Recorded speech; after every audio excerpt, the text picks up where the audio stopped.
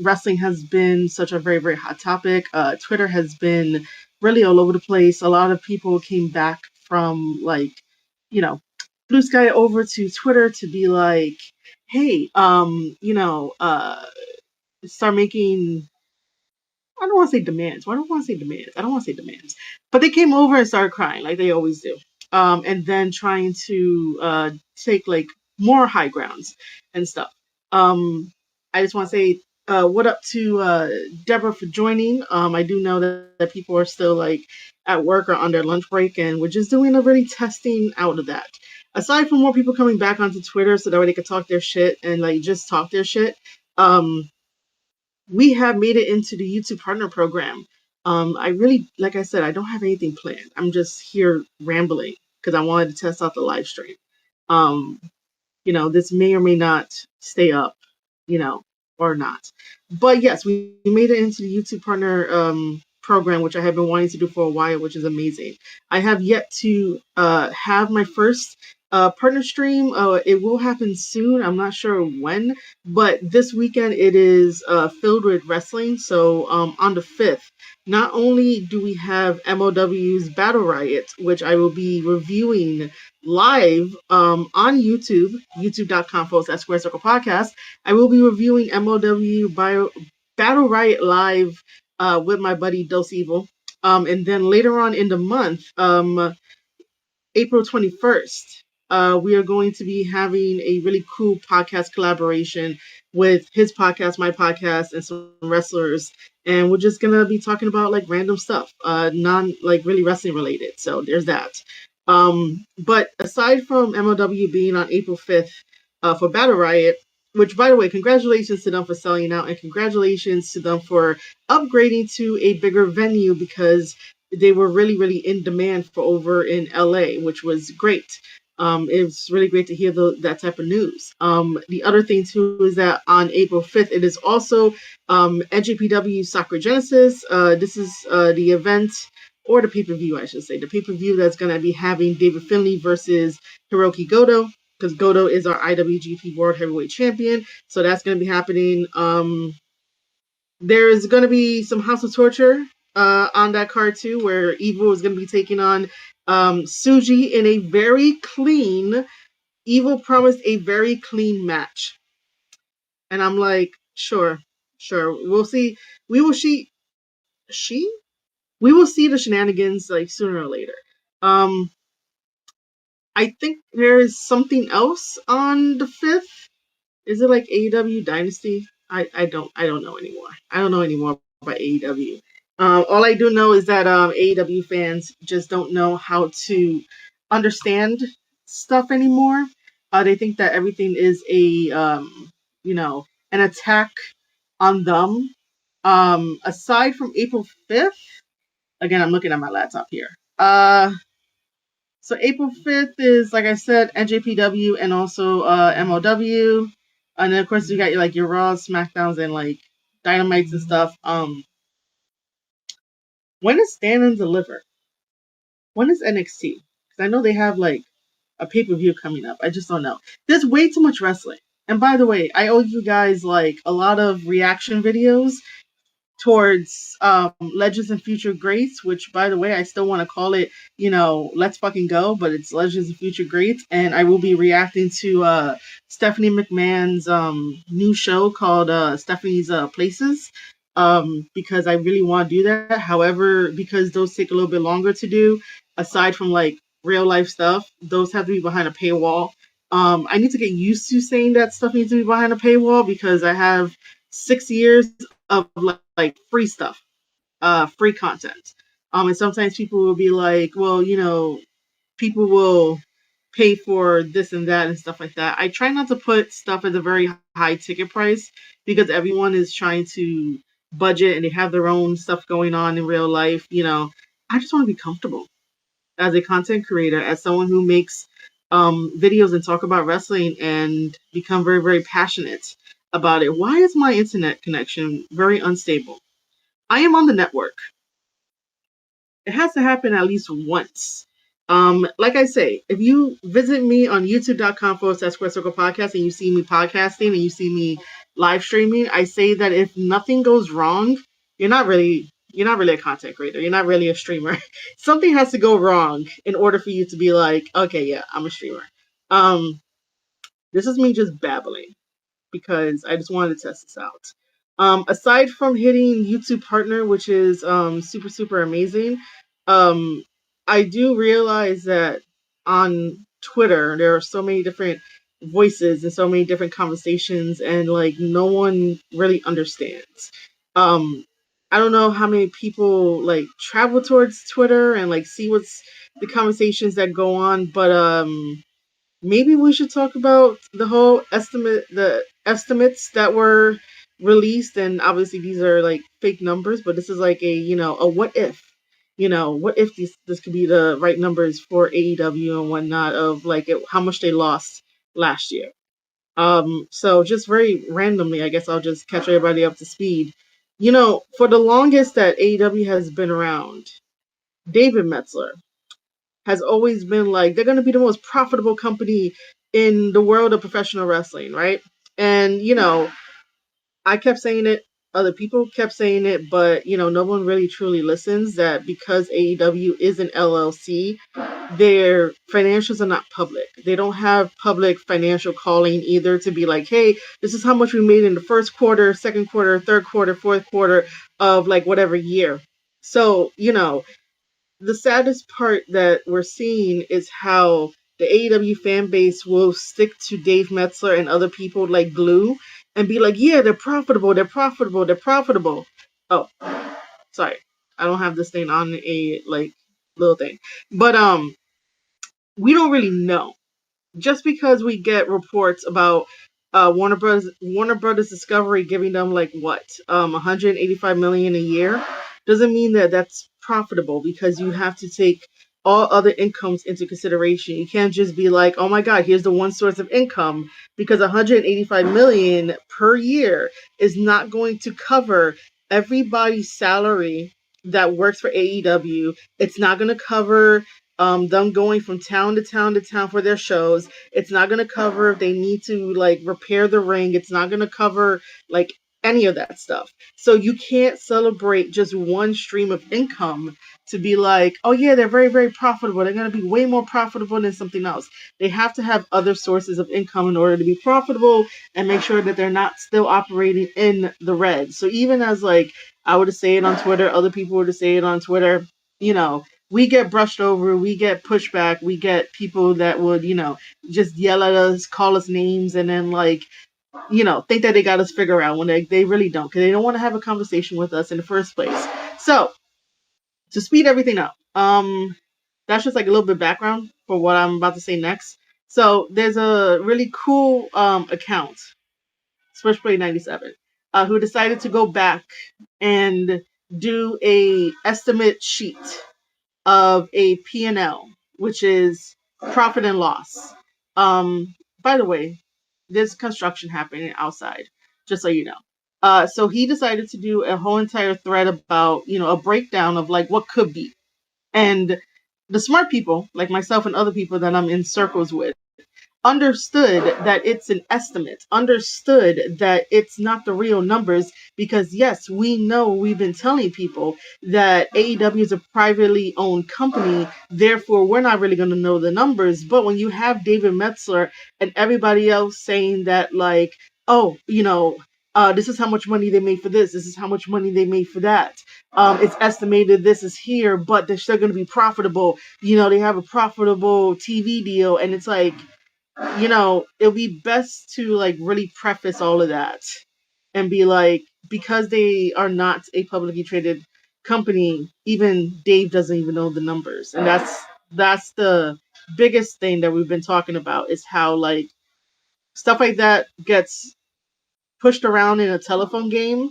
And then when you question them on it, it'd be like, yo, show your work.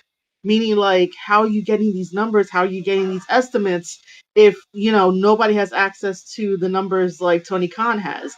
And just because both David Metzler and Tony Khan are like besties and they text each other, Tony Khan is not really revealing the numbers to him, but yet then somehow he knows the numbers. You know what I mean? So there was a nice, huge thread on Twitter about that. And I'm like, that's fantastic.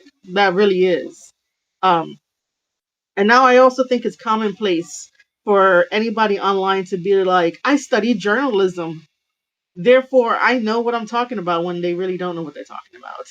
Um, Twitter ends up creating drama just because people want to be right for the sake of being right, and then like um questioning others, and then when you get pushed into a corner they want to like start attacking anything else but the conversation, and it's like that's not how conversations go. But yeah, there's some other stuff on Twitter too that I could just be like, yo, here's an update on this, here's an update on that, in the wrestling world, because that's what we focus on. But I do tend to not want to always stay on the drama. It's just that it I think that sometimes it makes people aware of how other people think. And it's like, you know, are they really thinking that, or they're just saying that because it's the internet? You can say whatever you want on the internet. But to make people aware of like, okay, they don't really know what they're talking about. Okay, let's move along. Because I really do want to start getting into the tape study series where I react to wrestling matches. I still would like people that are on my Substack, all of my readers, to like send me match recommendations for me to react to, and if we do a live stream about it, that'd be great. Unfortunately, I can't do a live stream via Substack because it's only on the phone. Like, it'd be mad weird if I'm um, have the camera pointed and we do it like that. That'd be like super weird. But until Substack decides to do a stream key and stuff, that'd be kind of interesting too to do it like that. Um, it depends on like what matches you give me, because I don't want to get hit with copyrights on YouTube, just because it gets crazy. Um, I have been putting off the idea of letting you guys know that I want to head over to kick streaming and also start my Twitch back up, but I don't know who has an account with Twitch, or who even watches streamers on Twitch, and who watches streamers on Kick. Kick, as much as they have like a degenerated problem for like degens, people who act out, people who use Kick to do whatever the hell that they want without consequence until they finally get some consequences, and then they don't understand why they get consequences. But Kick has a bad reputation on that end, but also I hate that the main selling point for Kick streaming is that um if you guys were to sub over to Kick, I get 95% of that, while Kick takes 5% of whatever the sub is. So if you're subbing to me at like $4.99 for like a month, I get 95% of that, while excuse me, while Kick gets 5. I don't always want money to be the selling point of like some of the stuff that I do, the content that I do, but I do want to treat it like a business, just because that's how it is. That's how we all survive. But yeah, I don't know who has a Kick account or even heard about Kick streaming. I don't know who has a Twitch account. I do know that the majority of people have like a YouTube account, so that's fine. So as you know, being in the YouTube Partner Program, I have memberships available, which, like I said, with me, it's always going to be like $1 for like the grandfather tier, which basically means that it's like a day one tier for everybody that has been with me since day one, or maybe if you just joined me, you could join that too if like you want to. But that's not going to change. But any other tier, might change. Uh, but yeah, YouTube now has memberships. There's only 2 memberships currently. There is the day one ish, which is $1.99. I couldn't do $1, so I had to do the $1.99, just because. And then the other tier is $9.99 a month, which is the Tape Study Plus, where it's a bunch of stuff put into that for like plus, so like live streams, member only streams as well. Maybe member only streams you won't get hit with a copyright if you watch like New Japan or something, but I don't know. We will have to test it out, and I will have to like really, trust myself, because I rather watch like New Japan on one of the other sites like Twitch and or like Kick or something. And then YouTube also has the super chats, so that will help as well. I usually like to be very transparent with my readers and transparent with everybody else that subscribes to me and enjoys my content, because I think that that's a very good open conversation of like what to expect. Not all streamers do this, and they don't really have to, but I really don't like when streamers mislead their audiences, and those that decide to subscribe to them with their hard-earned money, because I totally understand it. I get it. I don't want nobody to be duped into thinking that, like, all I want is money. I want to make good content. I want to make good, valuable content, content where like you can learn from it. There's an education behind it, because it is professional wrestling. I do want to make people understand that professional wrestling is cool. Professional wrestling has like fundamentals, and there's a foundation, and you could always build off and spin off of a foundation of like professional wrestling, like within the boundaries, because everything has boundaries in life. If you didn't have some type of boundary, then everything will be anarchy, and then we'll never have something to, at least be civilized with, and something to share amongst each other, because it's just going to be anarchy. And if the rules are always changing, there is no growth except for like everything going downwards, if that like, makes sense. Aside from that, I've also been sort of like a little too afraid. I get into my head too much. I say this all the time. And that's just because, like, most of the time I want things to be perfect, but nothing's ever going to be perfect. Like, I just jumped on here to do a live stream and I'm freaking rambling about a bunch of stuff. And you guys are going to probably watch this and be like, what the fuck, Marie? What the fuck? Anyway, so I get into my head a lot, which basically gets like imposter syndrome and all this kind of other shit. And sometimes I want to send you guys like reader surveys to be like, hey, what do you want me to change about the newsletter? What do you want me to add? What do you want me to not add? I do realize that while Substack has the video uploading, so like I can make a video, and then I can upload it. Those get really bad analytics. I tend to look at my analytics a lot more, and I judge on what content is good content based on the analytics that I see. I do this a lot on YouTube. But sorry, Substack's video analytics are the worst. So I could put up a video, like let's say that it's if I do an in-person interview with a wrestler, the analytics for that video is going to be horrible, versus if I just upload the audio and just make it into a podcast episode, those numbers do fantastic. However, for a video platform like YouTube, the numbers are great. Even though numbers like fluctuate, like I'm still happy with the numbers that I get for certain type of content. I do understand that like certain contents are not for everybody. It's not going to be seen by everybody. That's totally fine. I could just like continue to share it and market it. But obviously YouTube gives me better numbers than like, a Substack analytics would be for a video. So like I know that like if I were to upload one of the live streams, it probably won't do well. But an audio version of it might do well. So I know that like video is not really gonna work. The other thing too is that like that brings me to the tape study section on the Square Circle podcast, where I haven't really been uploading the tape study stuff there. I would upload it more on YouTube and or Spotify, because Spotify now allows video uploads.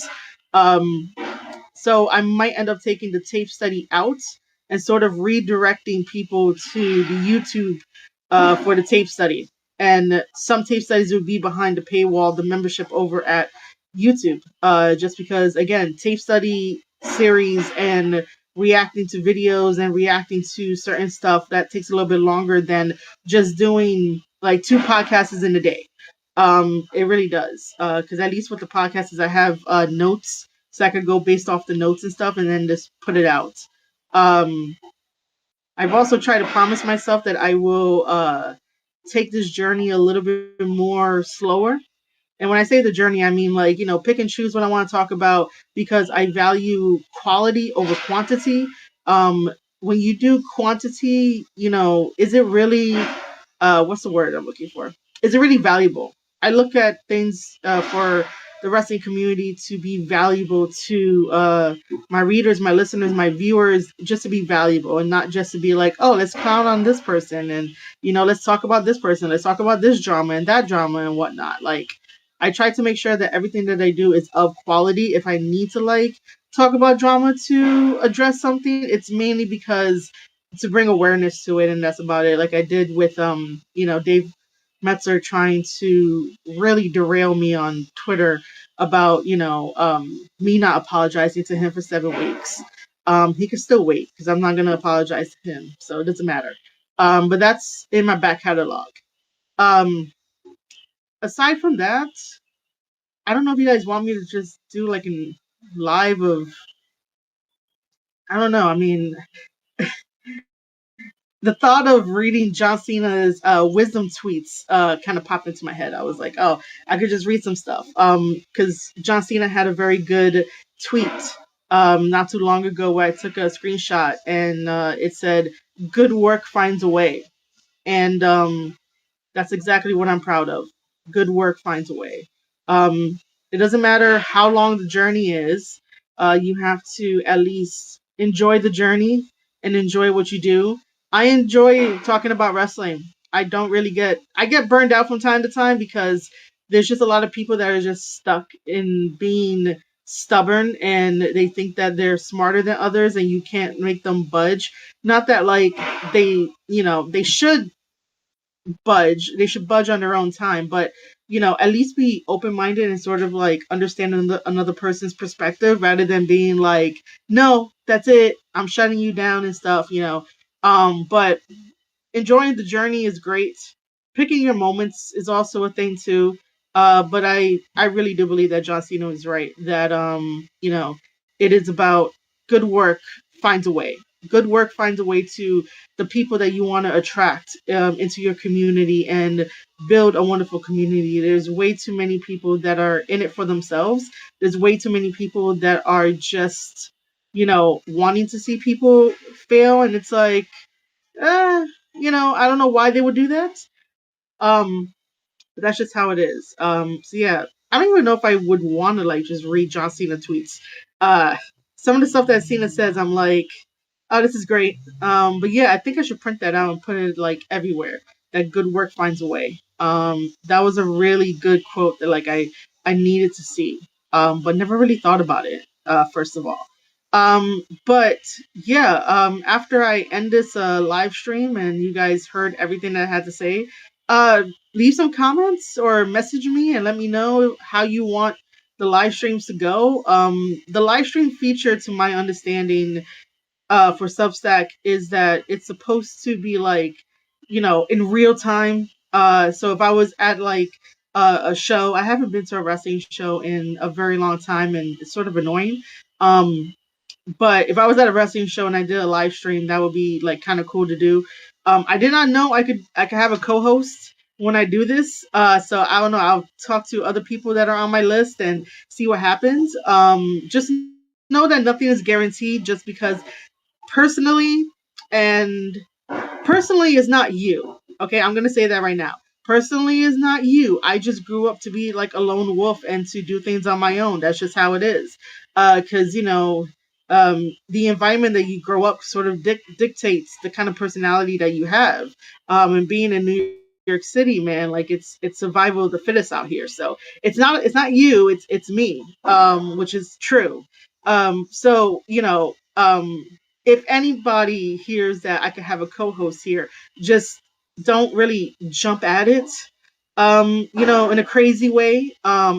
Just know that I will read if anybody wants to be a co-host the next time. We could talk about wrestling and stuff. But yeah. So yeah, just let me know what you guys want. Because I was saying that Substack designed this to be to capture in real time, real moments. And if I was at a wrestling event, I would probably just start up a live stream and be like, oh my god, look where I'm at, and all this kind of stuff. Maybe I'll do one when I'm at MLW. Who knows? But MLW does return to New York City in the summer for Summer of the Beast. I believe it's either June or July, one of those 2 months, but we'll talk about it when we get there. But I think that'll be a very fun thing. I do want to have more wrestling discussions, more lively wrestling discussions. And by the way, you guys can leave a comment on any of the um newsletters that goes out. You could do that. You can let me know how the newsletter is and what you thought about it. But yeah, I guess that's gonna be the wrap up. Because I just want to test out a live stream. And it's the weirdest thing because it's not like opening up my OBS and being like, let's go live. That's more easier. But the first step is doing something. The first step is actually going and doing what you want to do and set out to do, and don't let no one, try to steer you in a different direction because they're not doing what they want to do, so they want to stop you. Don't let no one do that, by the way. Um, yeah. So let me know. Leave me some comments. And you have been listening to a very special live by Marie Shadows on the Square Circle podcast on marieshadows.substack.com. Tell a friend, send it out. But yeah, I will see you guys in the next live. Let me know when you want that to happen too. Like, I don't know. Give me some feedback, please. Feedback. Thank you. I will see you guys all next time. Enjoy your Thursday. It's currently like raining over here in New York City, but enjoy your Thursday. I hope that this was a very fun, small live stream.